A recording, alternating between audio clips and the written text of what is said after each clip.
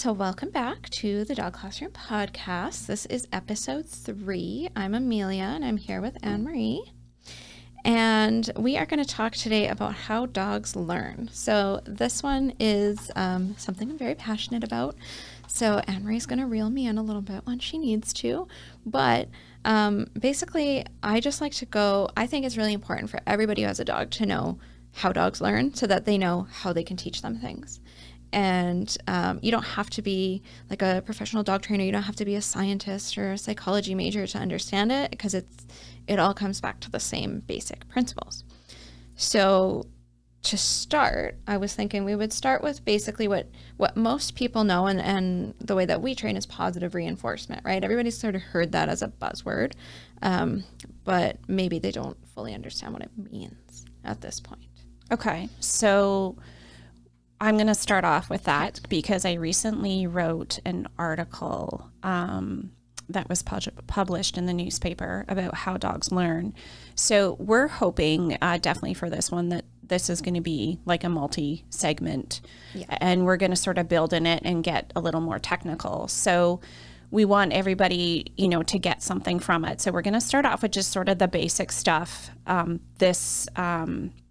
this session. And then, like I said, we're going to start to build on it in further sessions. So basically, and in the last session, you noticed that we did talk about puppies, we talked about adolescents, we talked about seniors. So this honestly works again for all three. It's about positive reinforcement is about rewarding a behavior. Okay. So if we say lure our dog into a sit, okay, first of all, actually back up, dogs are visual learners. They learn through hand signals. It's us humans that think they understand all the verbal cues. Yeah. So if you say, like, you get a brand new puppy and you say sit, if they do sit, it's probably because they're guessing. or they just needed to sit the down. owner is doing some type of hand signal. Yeah. I've so caught them doing that. Yeah. Or they're bending over the dog, like some body language, something visual that the dog sees and goes, okay, this is what I'm going to do in response. So what you want to do is you want to have a particular hand signal or cue for the behavior. Yes. Right? And then what you do is reward it. So basically, a lot of trainers, us as well, will use food for training because it works for the majority of dogs. And it's easy. It's easy, right, to have it. And I know a lot of times, and you'll hear us say treat, treat, treat. But honestly, when we're talking about treats, you can be using their meals. You can be using their kibble. I totally mix it in. If I'm doing more training, I take a little bit away from their breakfast or lunch and I put it in my baggie and I feed it. So I would say the basic behaviors that I find clients start off with, like sits, downs, even walking, like we talked the last episode. If you reward a behavior, it is more likely to happen. And that is a behavioral law. That's a thing. That's a fact, right? Right. And then some people will say, do I have to reward it every single time, or will there be a period of time where I don't need to reward it anymore? What I tell them is then we start to stagger it. So then we'll start to ask for 2 sits and a cookie, and then 4 sits and a cookie, because you don't want to go from rewarding everything all the time to nothing. Yeah. And we're going to talk about extinction a little bit and why we don't want to go into, just never rewarding the thing again. I think a good analogy that I've heard for basically positive reinforcement for people is when you get paid. Yes. Right? You don't get paid every single time that you go into work, right? Like if you don't get paid at the end of the day every day, maybe some people do. But you're saying you get like a lump sum. Yeah. Yeah. You know that weeks. it's coming. Yeah. And we have the cognitive ability and the communication skills to say, hey, I promise I'm going to pay you. Cognitive ability. That's really good term. I like it. That was because, very good. the dogs have essentially the cognitive ability of a really smart dog is basically like a 2 to 3 year old in terms of what they can understand. Yep. So that'd be like your border collies that are on like the higher intelligence level. But our dogs in the beginning, they don't have that, and we need to build that trust, and we need to teach them what means they're getting a cookie. So that's where we go into our marker words, like our yes and our click. Right. And we teach them this means that the thing is coming. So positive reinforcement, like Anne-Marie said, is you ask them for the behavior using your visual cue, your body signal, and then you reward it. And then it's going to happen more often. And so I think for a lot of dog owners, that's like where the knowledge of how they learn ends, is because they just go, well, you know, I rewarded the thing a couple times and it didn't stick. Or Right. my puppy can sit in the kitchen, but they can't sit in the park, or they can sit, you know. Right. Right. So here we go again in referring to the past podcasts. Yes. Right. In the fact that we're talking about distraction. If you only practice in the house, then the dog can only do it in the house. Yeah. And But- dogs are really contextual, right? In that the context of something matters. So if you Yes. say sit and you're standing in front of them, great. Now, if you say sit and you're sitting in a chair, well, Yes. different, right? Even Yeah. if you've taught It them depends on your nonverbal body cue. position. So technically, when you are training a behavior, you need to add the different, I don't want to say distraction for like sits and downs, but I would say, yeah, different Different positions, context, different different context. situations. Because the same thing happens if owners are training their dogs and then they bring them to class and we do something a little bit different. Sometimes Yeah. it takes the dog a little bit to catch on. So the thing is repetition, repetition, repetition. Exactly. Right? And environment. Those and reinforcement. Yes, the Right? reinforcement is important. And the reinforcement word is actually important as well, because what we think might be reinforcement may not be to the dog. So a lot of people go, oh, my dog, you know, they love being pet. It might be a reward. It might be something the dog likes, but it's Right. not necessarily reinforcing. If it's reinforcing, by definition, the behavior is going to be repeated. So if I scrub your toilet and you give me $5, Oh, here we go with the toilet. Okay. the toilet analogy, I love this All one. right, yes. I'm going to go, thanks, but am I going to do it again? No. For $5, yeah. Depending upon how dirty the toilet is, okay? If you gave me $5,000 For every cleaning. time, Yeah, you're doing it. I'm doing it. That Yeah. is reinforcing for me, right? So in those situations, we talk about different values of treats. Yes. So sometimes, yes, we say treats and we mean their kibble in the kitchen or whatever at home, totally fine. What I also like to recommend is looking at what is your dog eating. So if they're eating kibble, look at the bag. Is it chicken? Boil up some chicken. And Right. So there's you're a high you're value staying treat. with the same meat source. Yeah, so that it's not unhealthy. It doesn't have to be the treats from the store that people are like, oh, treats are junk. It just has to be food. Well, you know right, what and I find a lot of reinforcing. people say to me, well, my dog doesn't eat human food. And I step back for a second and I look at them and I'm actually, describe it in a way because human food is actually more healthy. Yeah. This is where it changes is, are you feeding it from your plate?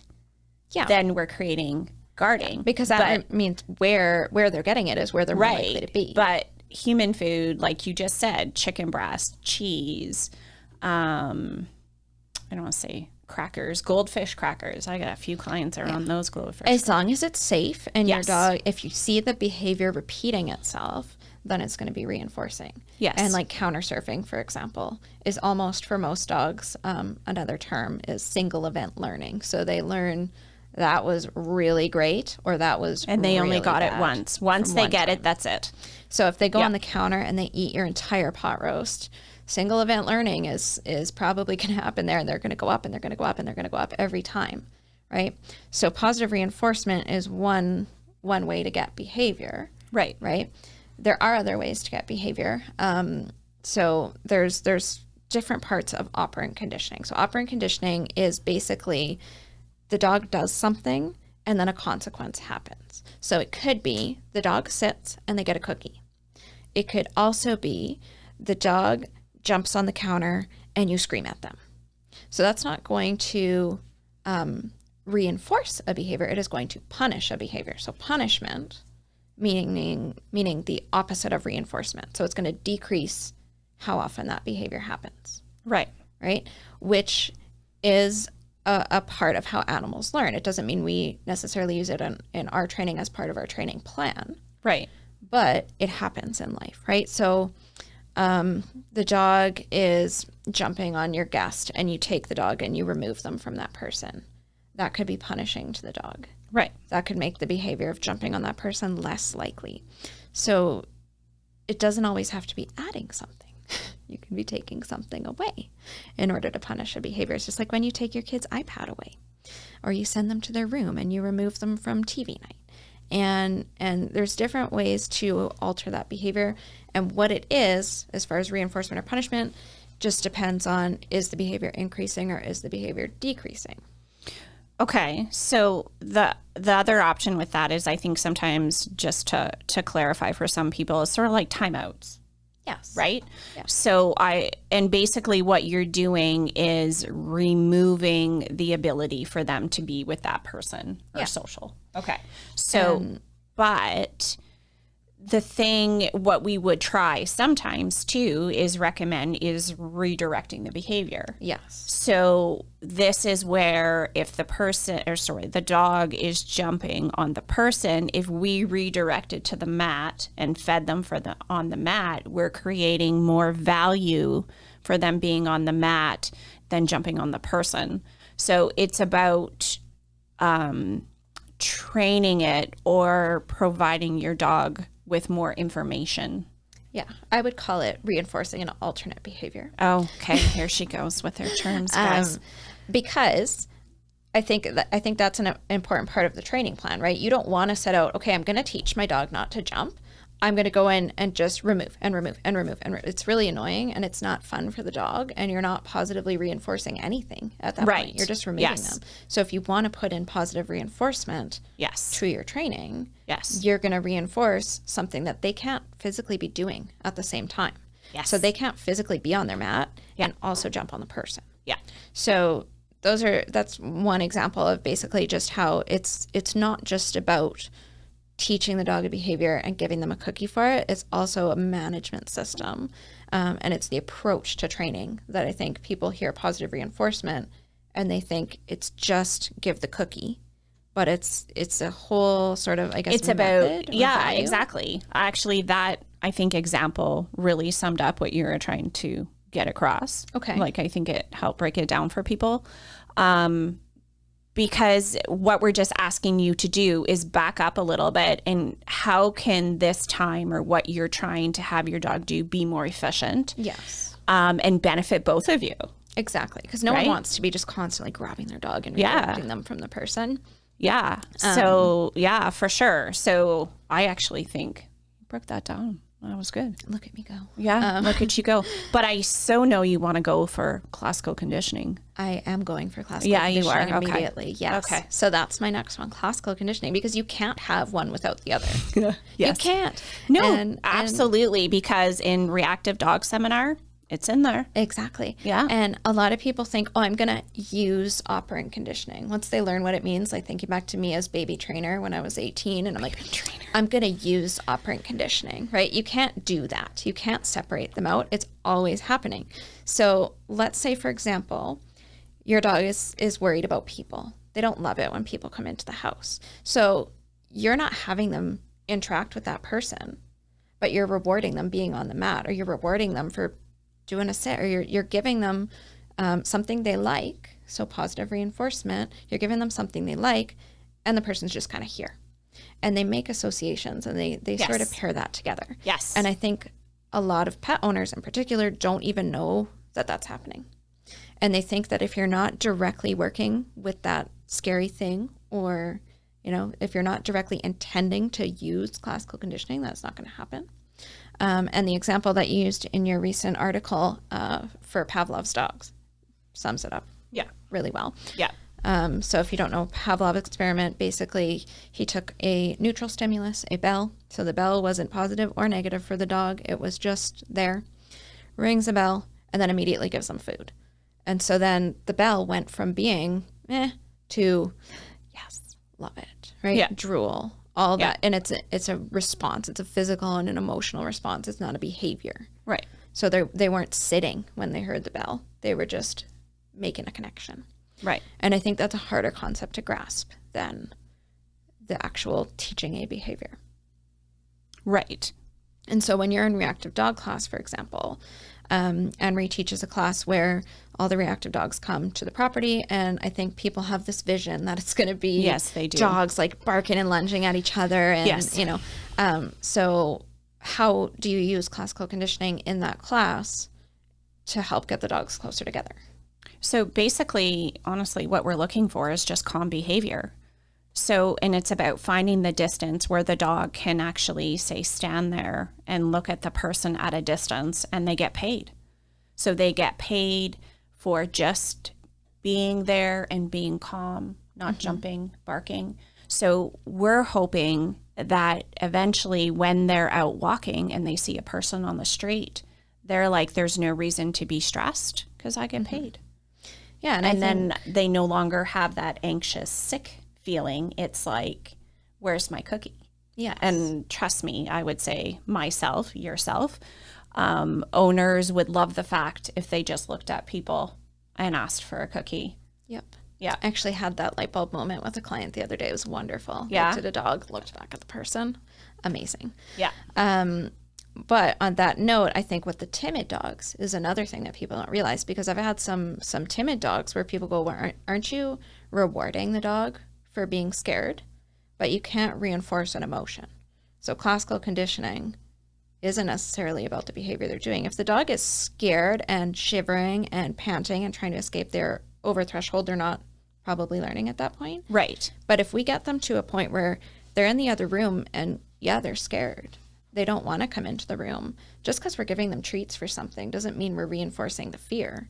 We're actually changing the fear because we're giving them something they like in the presence of that scary thing. Yes. So I don't know if there's a great example for the fear situation. Maybe thunderstorms?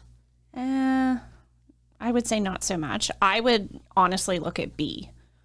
So my youngest dog got it 6 months, was socialized somewhat in the home with the breeder, but coming to my house with the training space on property and coming into classes, he was extremely overwhelmed. So what I started doing is I brought him to a class, didn't go well. So when I just had one or two people in the training space, he got cookies. Yeah. He got cookies just for hanging out, looking around, sometimes a sit. And then eventually he offered himself closer approaches to the people. Yeah. And I also have to say, in Bee's case, I know in particular, I used peas, like the vegetable, to make friends with Bee. Yes. So it can definitely be a healthy treat. Yeah. Because as soon as Amelia eats peas, Bee is her best friend. Yeah. Yeah. And he'll come near me, and, you know, and I think that's important is to just kind of break out the emotional part of it. And I think that's really obvious with fear, whereas for reactive dogs, people are more focused on their barking, and that's a bad behavior, instead of changing why are they barking. Yes. Right? With fear, it's more obvious. Yes. So I think that's a really good example with Bee. And the other thing with Bee is, like you said, if you bring him in and there's 8 dogs and people and whatever, and he's overwhelmed, he's not learning. So take him out, right? Yeah.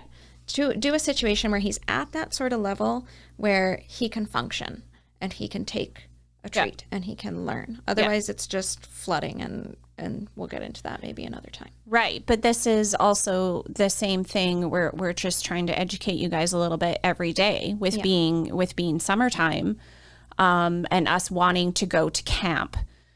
And a lot of people are telling me about camp where everybody's dogs Camp run. is the cottage. Just in case. Oh, okay. Us Northerners, it's camp. Southern Ontarians are cottage. Yes. But it can be overwhelming for some dogs. Going to different events now that we're getting out of COVID. There's more people out and about, so they might not appreciate going to the family barbecue with 20, 30 people around, 5 other dogs. It's just way too much. But not to stray too far from the learning process is if we keep bringing our dogs to places they're uncomfortable, there's no positive reinforcement. The learning is actually sort of kicking us in the butt. Yes. Right. So and classical conditioning also goes the other way. Yeah. Right. So what Emery's saying is you can actually condition your dog to be upset about something. Yes. And I think one example where I see that a lot, unfortunately, is again coming back to reactive dog class. Yeah. So what we see in reactive dog class a lot of the time is that owners have tried and used certain tools that maybe have caused the dog to be a little bit upset. So I can speak maybe from my experience with my bully breed dog that I had when I came to you initially. So when I got my dog, I used a prong collar on her because that was what the trainer that I was seeing at the time advised me to do. And so every time that she would pull on leash, I would give her a little correction on the prong collar. And what I didn't realize was that she was then associating the thing she was pulling toward with that sort of the correction, the unsettling feeling. So when I did that, I sort of inadvertently didn't realize the conditioning was happening. And then she started to no longer like dogs and people. When initially she was a really social dog, and she came to the dog park and she always greeted people when they came into the house. And because I had started correcting her because she pulled toward them, the pulling stopped, but also the emotion changed. And so I think we see that a lot in reactive dog class, where the conditioning goes the opposite way from what maybe somebody intended. Right. So you're saying the reason that they're coming to the class is because something has gone wrong. Sometimes, not all the time. Yeah. And I know, like with my situation, I never intended to cause that. I never intended to, do anything the wrong way. I just didn't know. Right. And so I think that's a really important part of why I think people should know how dogs learn, because I took advice from the pet store, employee, and I took advice from literally people at the dog park would tell me to do something to some stranger, and I would be like, that sounds good. Your dog looks like they're well behaved. I'm going to do that, without understanding all this and how they learn. So ideally what we're recommending is find trainer, behaviorist that knows somewhat what they're talking about experience-wise. Mm-hmm. The other thing is be careful, because, there's tons of stuff on YouTube. Oh, yes. Instead of just watching it, research the person first. Yes. Right? And ask questions. Ask lots of Absolutely. Questions. I love when people ask us questions. Yeah. When someone asked me about my certification once, that was awesome. Like, I love when people do their research. We'll never be offended if you're going like, what do you know about this? Like, I have a really reactive dog. What have you done? That sort of will tie into what I need to do. Because I think that's really important, is understanding how they learn. And if your trainer isn't aware of that, then, maybe interview somebody else. Yes. Right? Yeah. And so just before we get too off topic, I did want to cover extinction, because extinction is not talked about nearly enough.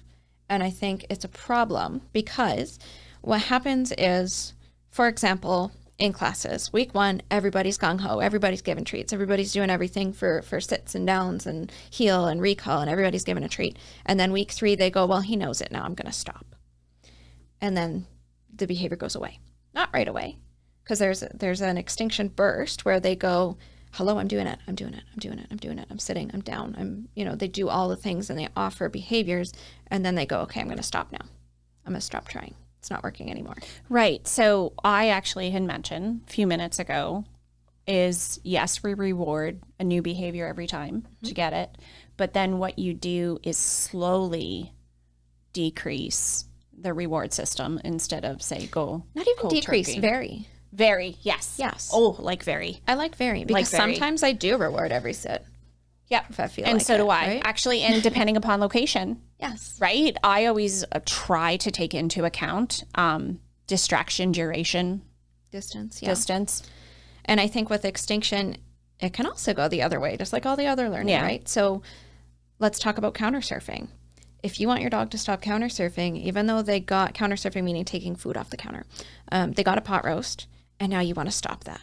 So you go 2 weeks, no pot roast on the counter. You think they're going to stop, and then you leave a chicken on the counter. And the chicken's gone. Bingo. Yeah. Now the behavior is stronger. You have varied it to go, keep trying, keep trying, Yeah. keep trying, keep trying. And then they're going to go, okay, if I try hard enough, a chicken's going to appear and I can Yeah. steal it. So, it goes both ways. It goes both ways. But when Amelia says variety, and I stress this in classes, is I tell owners, trainers, not to be predictable. Yes. Yeah. Don't reward every second time, every fifth time, because then the dog will only do it every fifth time, because you're teaching them to count. Yes. And just finishing up my counter surfing analogy. Okay. Sorry. Then we're going to. If you want to stop that behavior, if you want to use Extinction to your benefit, right, you're never going to have anything on that counter again for, several months. You are not going to make a single mistake. And then the Extinction will work in your favor. So just to summarize, we have our positive reinforcement, our operant conditioning, which is where you get a behavior from a dog and you pay it because you like it. Then it's repeated. So that it's repeated. Okay. We have our classical conditioning, which is changing the emotion behind. We're pairing it ideally with food. Do. But actually, in this summarization, let's list really quick. Toys. Toys are great if your dog finds them reinforcing, not just rewarding. Car rides. Great. Attention. Physical, verbal. Yep. Are, I would say, the top ones. Yes. I feel like I agree with that. And access to things that they want. So let them go in the lake. Let them see the other dog, right? You can use... Let them smell. Let them sniff. Yes, absolutely. And it's just keeping in mind the reinforcement versus just something rewarding.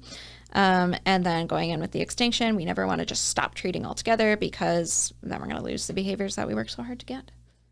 Okay. And so I think as a first little intro, as a first summary, I think that's good. So we'll wrap up this episode and we will be back for episode 4. Make sure you like and subscribe, and we'll see everybody next time. Okay.